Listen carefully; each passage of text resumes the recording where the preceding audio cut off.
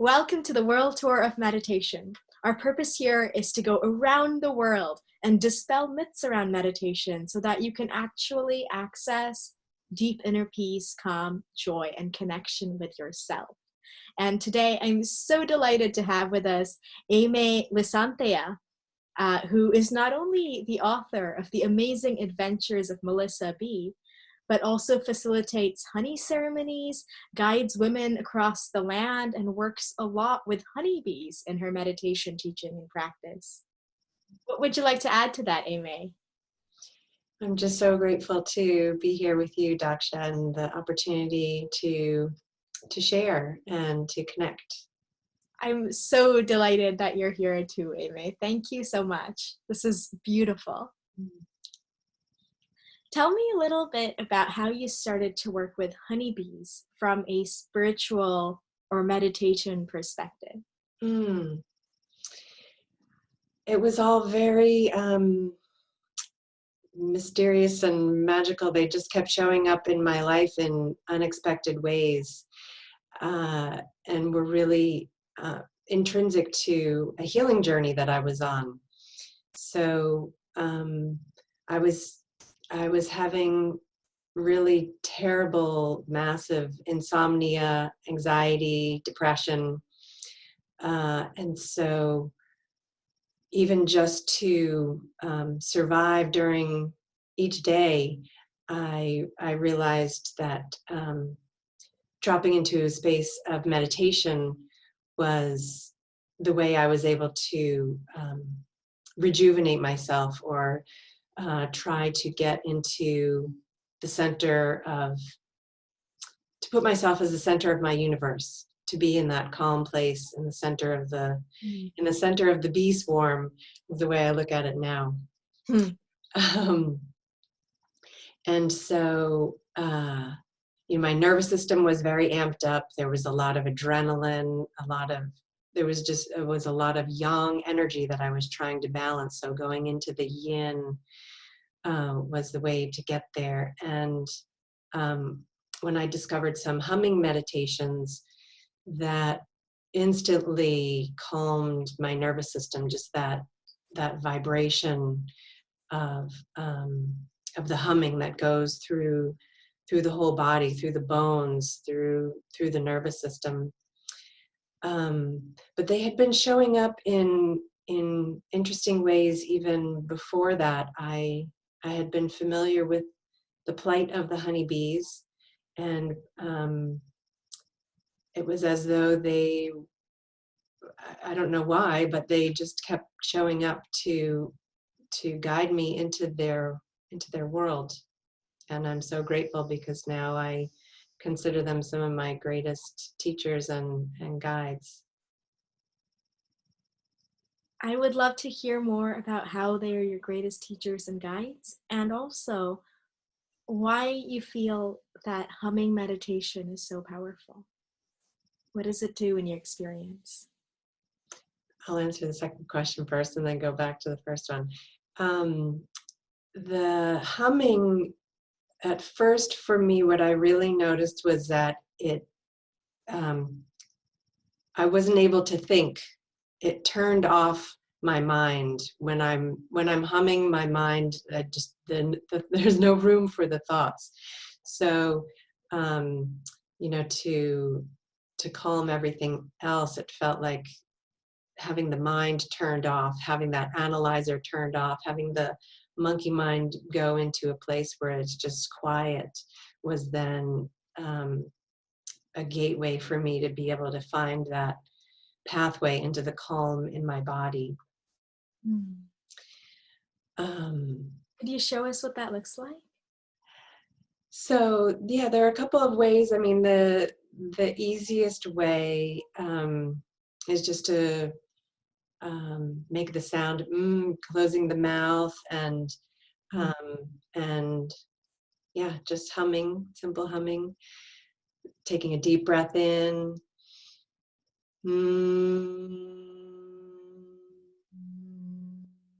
And another deeper way to do that, you can put your tongue on the roof of your mouth, and when doing the same humming, it puts a whole other energy into the body. For the first humming, just with the mouth closed, for me feels like the energy can dissipate.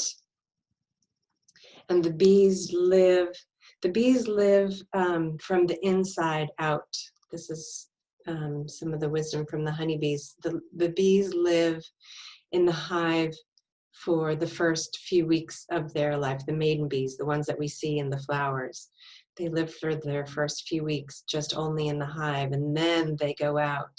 So kind of the metaphor of, you know, coming into ourselves first before going out or reaching out to something outside of ourselves. And then, you know, and then always coming back to ourselves. And so with the humming, another thing that I like to do also is hum and then let it go out and then bring it back in. And I'll give you a little demonstration of that. So taking a deep breath in.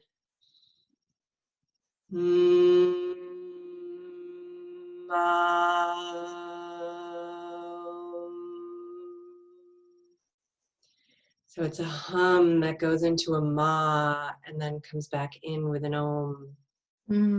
So it's like the feeling into myself, then going out and coming back to myself.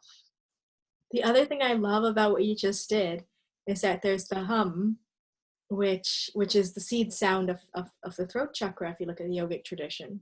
And then if you look at it in Sanskrit, you're saying ma, which is mother, and then bringing it back to om, the sound of all creation, the sound of existence. And to me, there's something about that, and I think the segue into the other question I asked you about the bees as a teacher, because there's sort of this sense of like activating your voice and then calling on the mother. Yes. Into the sound of existence. That's profound and beautiful. Yes. So, the bees as teacher. Yeah, they hold so much wisdom, and I believe their sensitivities are able to help us see things perhaps in a different way. It's bringing attention to them in their plight, because the sensitivities that they have, it's making it really difficult for them these days. So it's also then bringing our attention to the bees and being able to have the opportunity to tune in with them more deeply and tune in with their wisdom teachings, which you know, could go on, and there are many people who are deeply in this path. One bit that's coming to mind in this moment is the idea of the oneness, the unity, the idea that one beehive is not a bunch of bees, but they're actually one consciousness. They're all one. So they are the embodiment of that. A lot of this, you know, spiritual teachings come back to that, and the bees are an example of that as an embodiment. So we can, you know, we can tune in with them to tap into that energy even more deeply. And thinking of them as one unity. If we think of the queen bee and the maiden bees and the drones, Rudolf Steiner talks about the queen bee being like the center, but the head or the heart. The heart mind is the way I like to think of the queen bee, and she's meditating on love all day in the dark, in the hive, creating all day, creating about 1,500 bees per day, So if we think of our own heart, mind, and what we are creating, they're all like the baby bees that we create for our lives that will eventually be out into the world. So I like to tap into that metaphor, and thinking of the maiden bees, the ones who are going out into the garden to dance with the flowers and create beauty around the world and nourishment. They are, if we think of the metaphor of the beehive as our body, they are like the blood cells carrying nourishment all around our body, as the actual bees are carrying nourishment through the garden. Mm. So the entire beehive becomes a metaphor for even our own bodies. Yes, I see the beehive as a metaphor for our bodies, and also the garden. I also see our bodies as gardens, and how can we nurture our creativity. Before we got onto this call, you were speaking to me about community and connection. Community and connection, and I wondered if you could speak to that in the context of a beehive, and how we are in the world with others as well. Because I remember that, apparently Einstein said that if honeybees die out, like we'll die 4 years later or something. But I remember someone saying to me that Rudolf Steiner said that if honeybees die out, humanity won't ever learn how to love. Wow. That's profound. The bees, in the way they organize their lives and create, they embody this eternal renewal. This, if they're one consciousness, there's constantly birth, there's constantly death, there's constant regeneration. And when we think of a swarm of bees, it's actually a whole new body being created from that original beehive. So the idea that everything can be expanding but is also still connected, and creating for the good of all. Every bee is bringing his or her gifts to the hive so that all can thrive. They love what they do. They love to create. They love to nourish. Everything, from my perspective, everything that the bees do is centered around that love. And there's a beautiful quote from Richard Rudd, which I included in the front part of my book, The Amazing Adventures of Melissa Bee, that talks about this substance that the queen bee has, which, in scientific terms, we talk about the pheromone. The pheromone of the queen bee is what draws all the bees back to the hive to find their way home.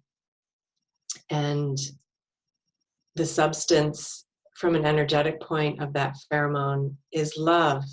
It's love that calls the bees home. Wow. And love that keeps them all together. They all share in that aroma.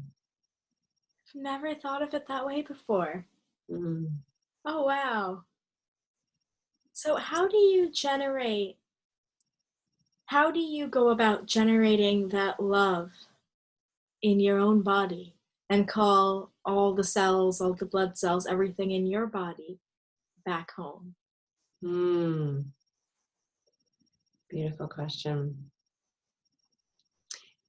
And that's a daily practice, I think, especially, and just saying the word think, it's the ability to move from the from the mind to the heart, that journey, which would be, constant practice of even, having the communication of back and forth, but really being present. And perhaps this is also where the meditation comes in, so that we can really become more and more present to this moment, how we feel in this moment, where are we living from, where are our responses being generated from, how can we be more heart-centered and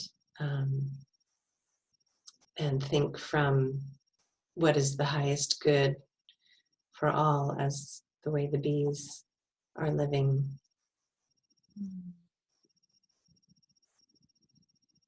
Beautiful.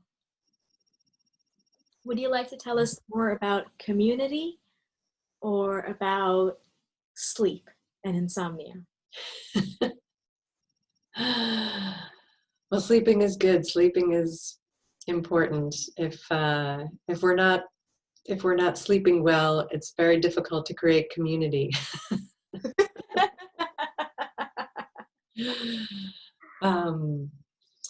Yeah, really taking the time to love ourselves and nurture ourselves, then we can show up to expand our world and create community. So thinking the bees again, it's the infinity, the the going in and out of the hive, taking care of ourselves, and then being able to weave that into the community. This infinity, as you know, because we connected first by studying about the bees. The bees dance in this pattern of the infinity, and their wings fly in this pattern of the infinity. And as we were saying before, they come into the hive, they go out of the hive. When they first learn to fly, they fly in this pattern outside of the hive as well. The infinity and the eternal renewal. The eternal renewal. That sounds like sleeping every night. No, this is really reminding me of your own journey, from moving through your healing and the insomnia, and now what you do out in the world. Yes. Yeah.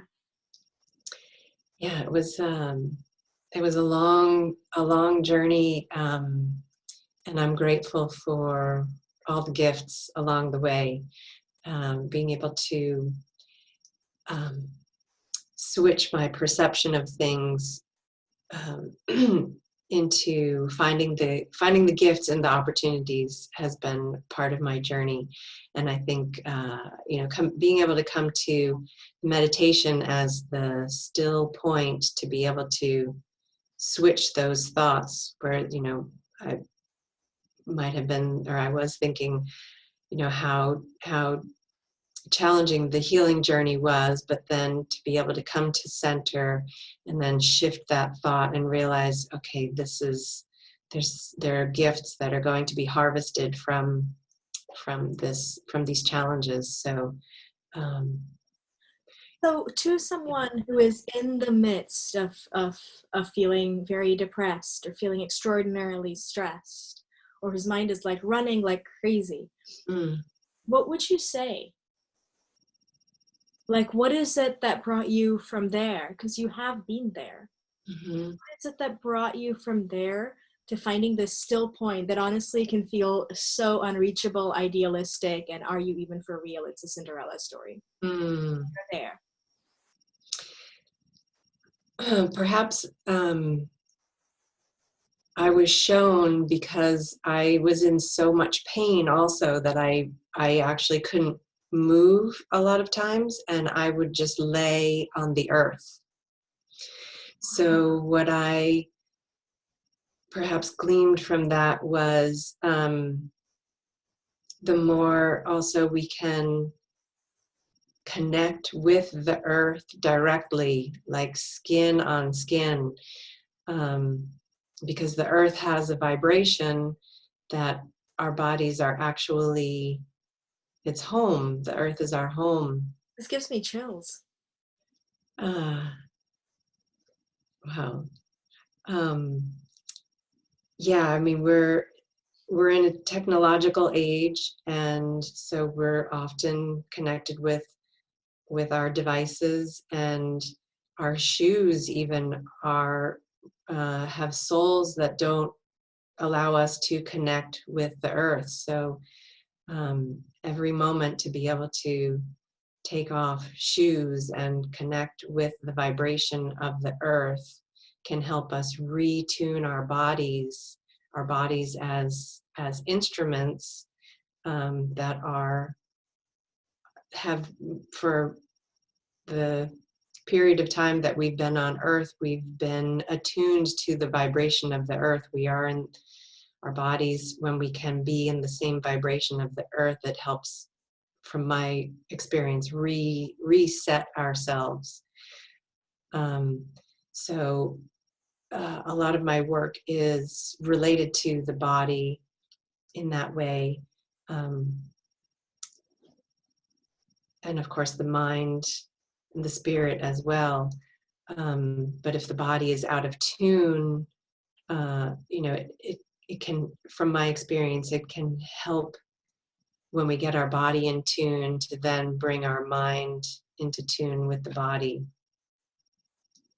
So what I'm hearing you say is that when someone is in a place of feeling hopeless, possibly, it can really, and where meditation or these states of expanded consciousness and Zen, all of this feel like, honestly, unattainable and unrealistic, it can really help to lie down on the earth. It can really help to get the body in tune rather than focusing on concentration or other kinds of practices that are more non-physical.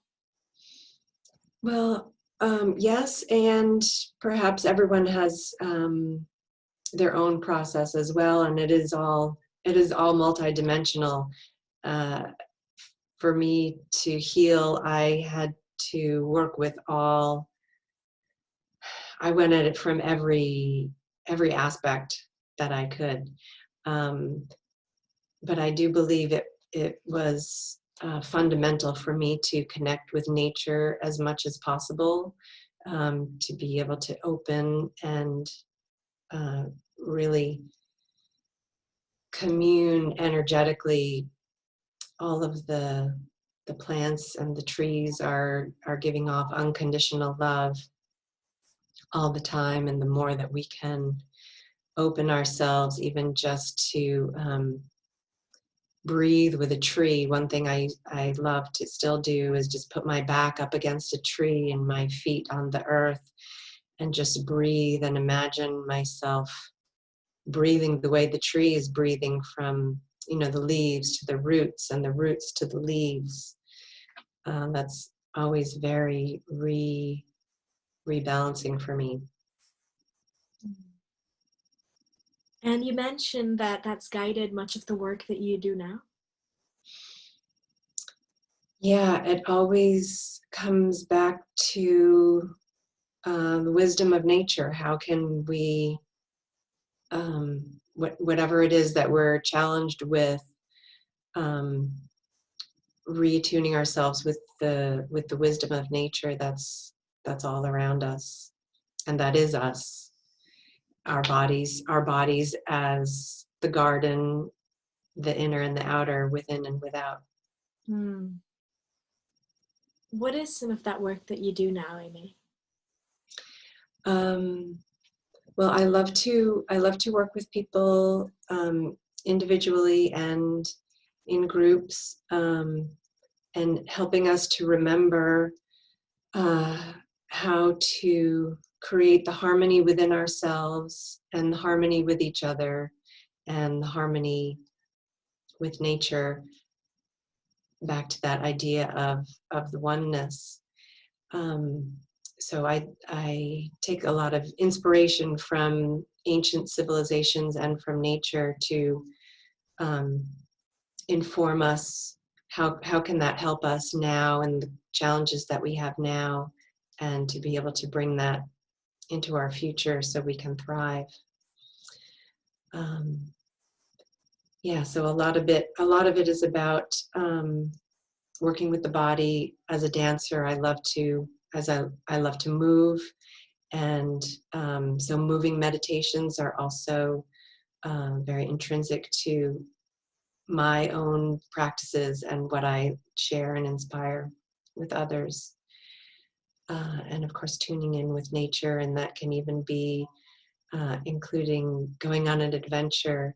Like we were chatting before, I'll be co-facilitating an adventure retreat pilgrimage in Crete, where we actually go into the caves and go deep in the earth, where it's very still and silent and dark, into the womb, and we sing and we meditate and just really tune in with ourselves in that inner peace, so we can then cultivate that within our own bodies as well.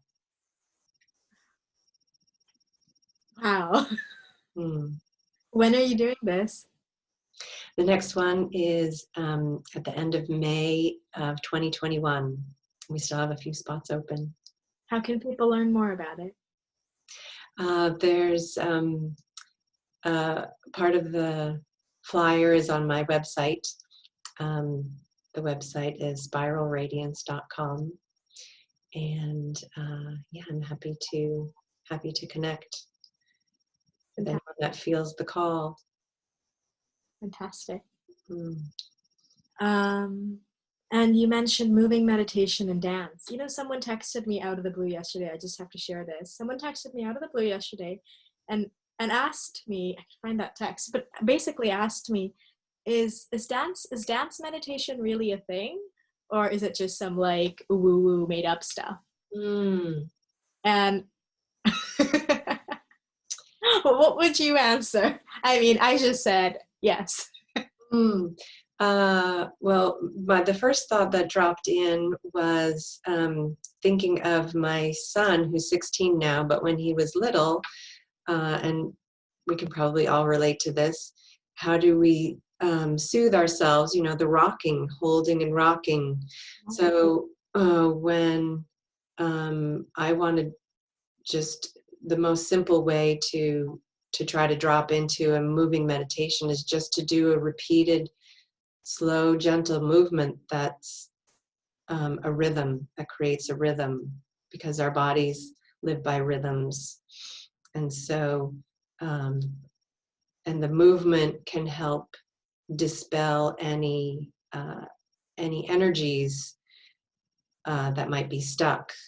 So the moving can help us come into the stillness, actually, by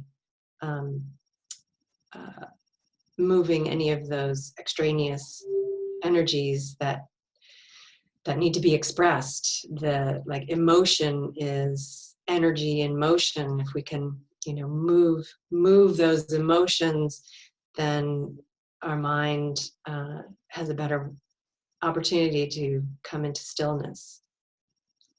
This reminds me of the humming as well, in that the movement of the sound actually can bring you to quietness. Yes. Movement of the body can bring you into stillness. Yes. Yeah. And then the even, deeper way of thinking of that, and I'm seeing the images of the Sufi dancers, creating the spirals. So again, like the universe, coming into the center of our universe through the movement, and then having it also potentially become like a portal. For me, because I've been a trained dancer much of my life, but now I move more in the intuitive realms. It really, I don't do choreography anymore because my body wants to express its own wisdom and be free, be absolutely free. And within that movement, I've been able to cultivate it as a pathway to receiving guidance. So I find when I'm on the dance floor, it's helpful for me to always have a pad of paper and a pen nearby, because ideas and inspirations drop in when I'm in that space. Actually, my entire inspiration to put this World Tour of Meditation series together came through when I was in the middle of a dance floor. And I went and sat down and drew it out on paper. Fabulous. I love it. You said something that I want to go a bit more into. Is there anything else you want to add to that, though, first? I think that feels complete at the moment. I'm curious about your question. Cool. The question is, you said you don't do choreography anymore because your body wants to express its own natural wisdom. That tension there between like structure and the wisdom that is within you, that's something I actually hear a decent bit about when people tell me why they don't like meditating. Like, it's honestly, I don't want to sit down for 20 minutes. It's so structured. It's so much effort. I have to follow a form.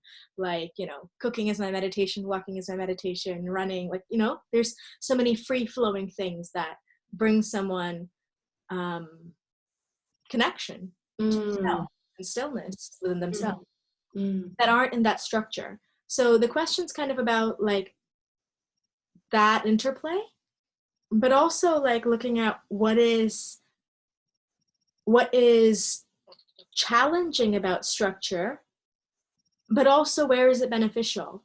Like, how do you actually deepen a practice that is intuitive and free-flowing without structure? Well said. Yeah. And I'm thinking of the idea of the discipline, the pathway through discipline actually creates a higher level of freedom. I hate that. Yeah, well, and it's the balance of the yin and yang, the masculine and feminine, having the container then in which if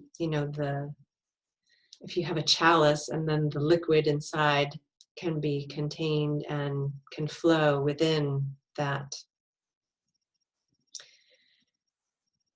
Is that helpful at all?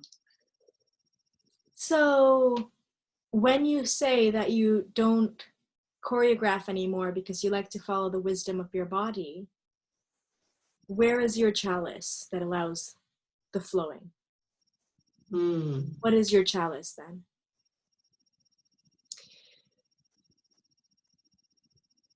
Let me ponder that as I think out loud as I'm speaking. Part of it is also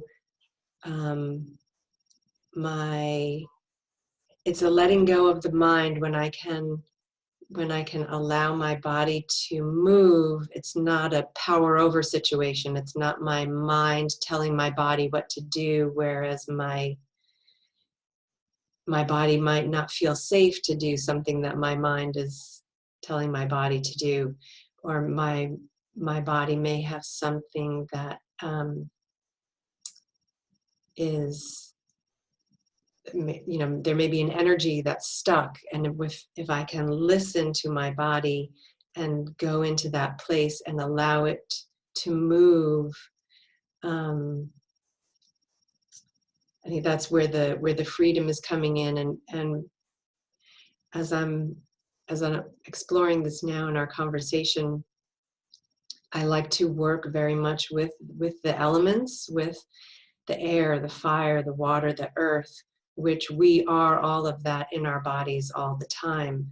So perhaps that is my container, that is my structure, in the movement part anyway, where I'm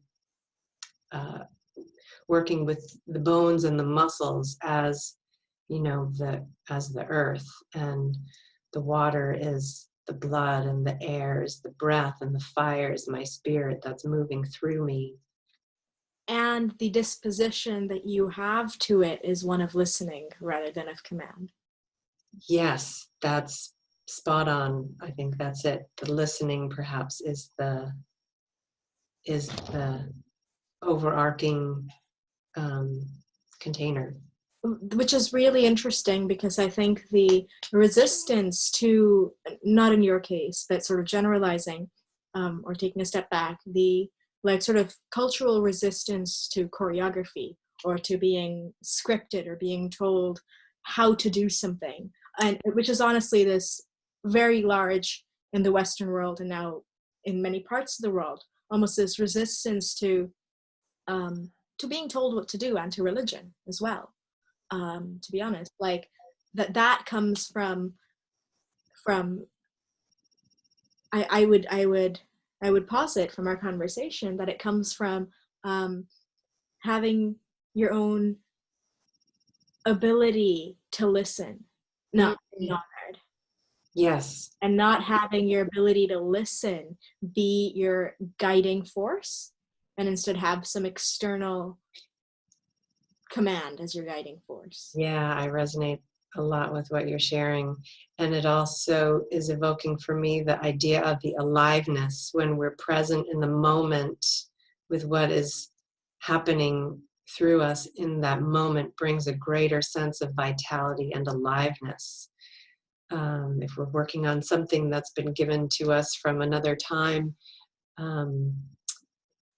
there's a different energy to it. But when we're working from what's happening kind of as an improv in the moment, it feels more vibrantly alive. And when you go to places like Crete, how is it that it's in the present moment and an improv and not something from another time? Ooh, that's a deep question.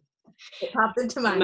That might be a both and, because when we're there, we are going to the sacred sites where there are energies and memories from the past, and we are in the present moment, but we're also being a bridge because we're curious about what's happening, what's the wisdom that we can glean from those ancient times. So we're in the present moment, but we're also creating a portal to access that. What's still there for us? What can we remember that can help us now and into the future? I love that the anchoring is in the present. That feels good. That's what I'm hearing you say, that the anchoring is in the present. Yeah. Yes, and we do need to have that anchor so we can remain here and not fly away like collapsing colonies of bees. Yeah. Oh, that's sad. Yeah. But on that note, I've actually heard beekeepers tell me that the bees, they don't think they're actually disappearing. They're just going off into the wild and being as far away from human civilization as they possibly can. I've heard a couple people say that. Yeah. You keep 5 beehives, which I just learned about. Yeah, I have 5. Well, 4 of them are rescued, and 1 of them showed up as a swarm. What do you mean rescued? Oh.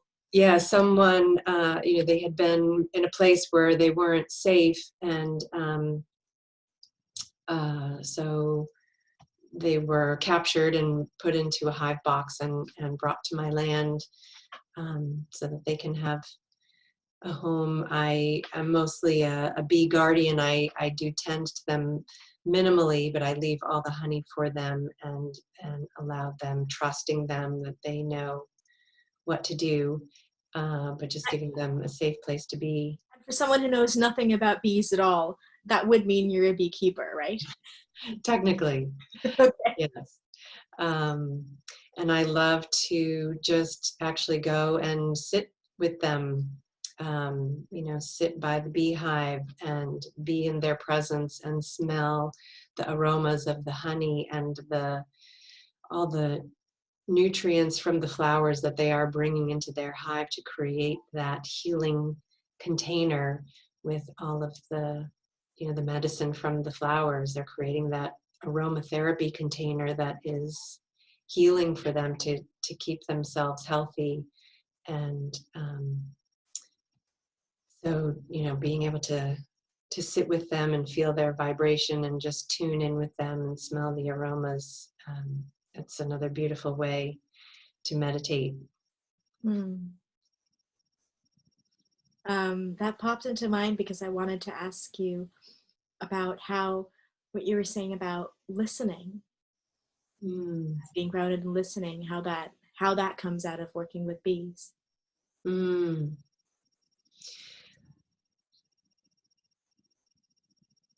It's on a practical level as well, because I notice if I go to the beehive and I haven't been listening to myself, and I might have my mind going and my energy on high, it's more likely that I'll get stung. So there's a feedback there. So the advantage of being able to stop and drop in and listen and tune in with my energy to then step in a sacred way into the bee yard. We can all be communing harmoniously. I can stand and dance within the flight of the bees, and we're all just in this state of harmony.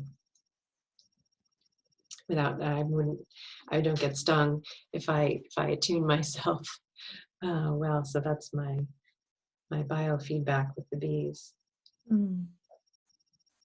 Aimée, would you honor us and tune into the bees for a second and see if there's anything else that they might like to share through you?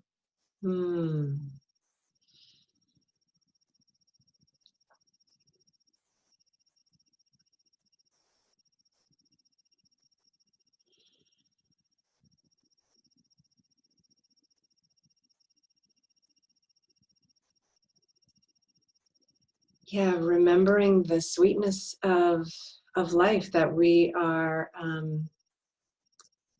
really here for this beautiful celebration of life, and how can we honor each other and honor all of life so that we can be in this celebration of the gift of life and create beauty and deliciousness everywhere we go.